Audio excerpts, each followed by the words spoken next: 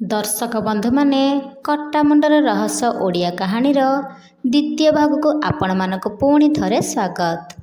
2 दिन पर आम गाँव रे राधु मौसा निज झियो रीता बाहाघर पाई किछि बाहाघर सामग्री नेबा पाई सहर को जाइछंती।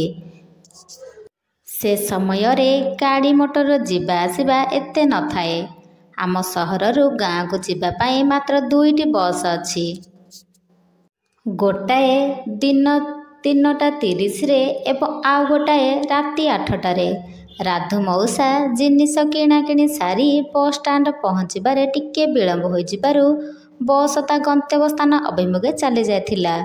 मौसांक गाँ को आसिबाकु हेले गाँ आसुथिबा शेष बस आसिबाकु पड़िबो।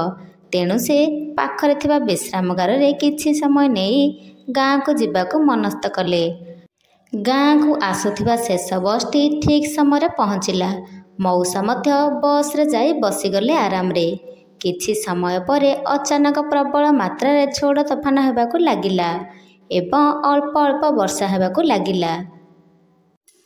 झड़ तोफान प्रभाव रे बसटी आस्ते आस्ते दोहलिबाकु लागिला। किंतु जहा भी हेउ मौसा ठीक समय रे आम गाँ छकरे पहुँची गले।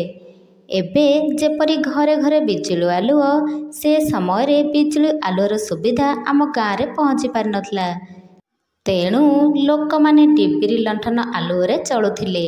आम गाँ पूरा अंधार, सहजे वर्षा हेउछि।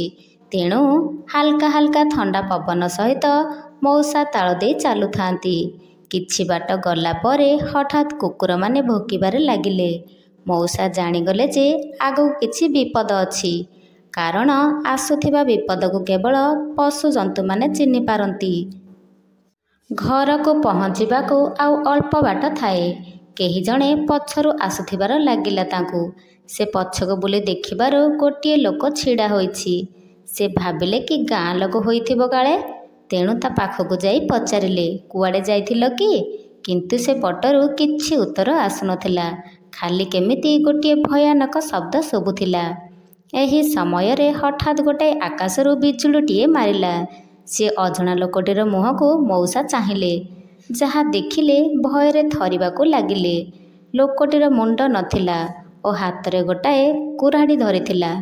तार पोशाक देखिले जना पड़ुथिला कि इंग्रेज जमानार सिपाही परी।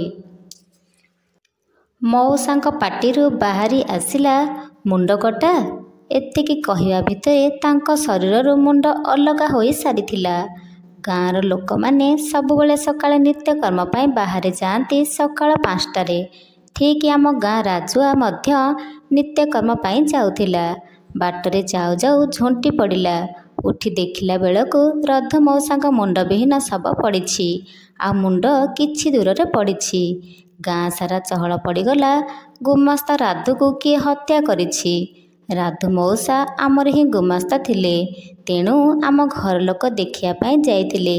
किंतु मु छोट थिबारु सांगरे मते नेई नथिले। दर्शक बंधु माने ओडिया कहानीर द्वितीय भागटी जदि आपण मानको भल लागि थाए लाइक शेयर एंड सब्सक्राइब करिदेबे। रहुछि जय जगन्नाथ।